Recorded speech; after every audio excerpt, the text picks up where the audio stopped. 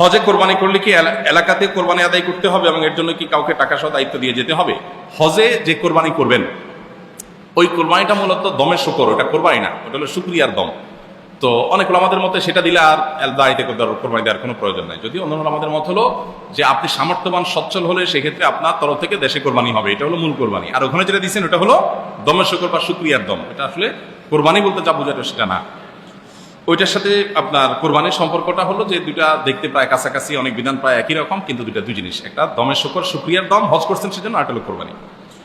এরপর প্রশ্ন হলো, আমার জানার বিষয়, হাজিগণ কি হজ পালনকালে কসর করবেন নাকি পুরো সালাত আদায় করবেন? হাজিরা যদি হজ পালনকালে মক্কায় 15 দিনের বেশি নিয়ত করেন তাহলে হানাফি ফিক অনুযায়ী, হানাফি মাযহাব অনুযায়ী তারা মুকিম, এবং মুকিম অবস্থায় তারা পুরো নামাজ পড়বেন।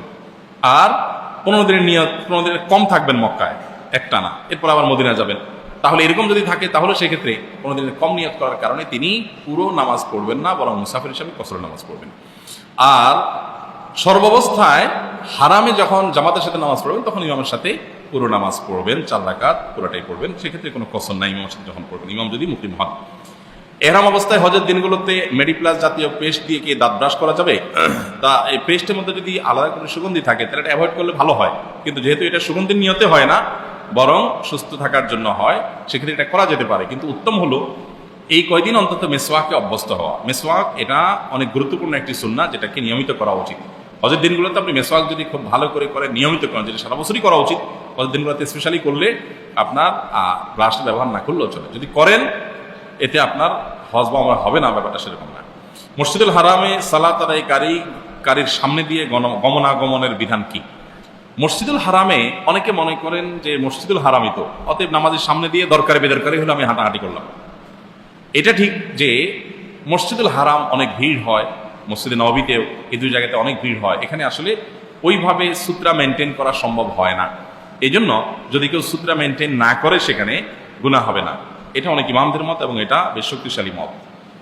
তবে প্রয়োজন না হলেও আপনি নামাজের সামনে দিয়ে হাঁটবেন কেন? চেষ্টা করবেন কমপক্ষে তার সিজদার এরিয়ার বাইরে দিয়ে হাঁটবেন, ডান বাম দিয়ে হাঁটবেন। নিরুপায় হয়ে গেছেন, তারপরে যথাসম্ভব নামাজি ব্যক্তির যাতে মনোযোগে ব্যাঘাত না হয় সেভাবে হাঁটার চেষ্টা করবেন।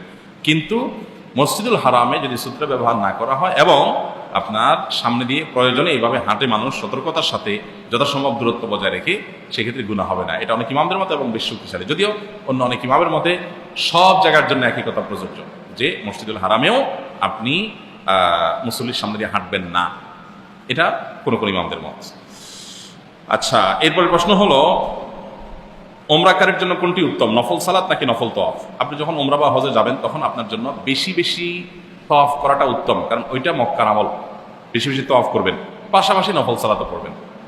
তওয়াফ তো আর সারাদিন করা যায় না, দিনে একবার দুইবার বেশি করা যায় না, তো দিনে একবার দুইবার বেশি করার শক্তি থাকে না অনেকে। যদি তৌফিক থাকে করবেন। তওয়াফটাকে অগ্রাধিকার দেওয়া উত্তম, কারণ এটা মসজিদুল হারাম স্পেশাল আমল। নামাজটাও সেখানে 1 রাকাতে 1 লাখ রাকাত হিসেবে সেটাও বেশি বেশি পড়বেন, যদিও কোনো কোনো উলামায়ে কেরাম উল্টাটা বলেছেন, কিন্তু এটা অধিকতর যুক্তিযুক্ত এবং শক্তিশালী মনে হয় আমার কাছে।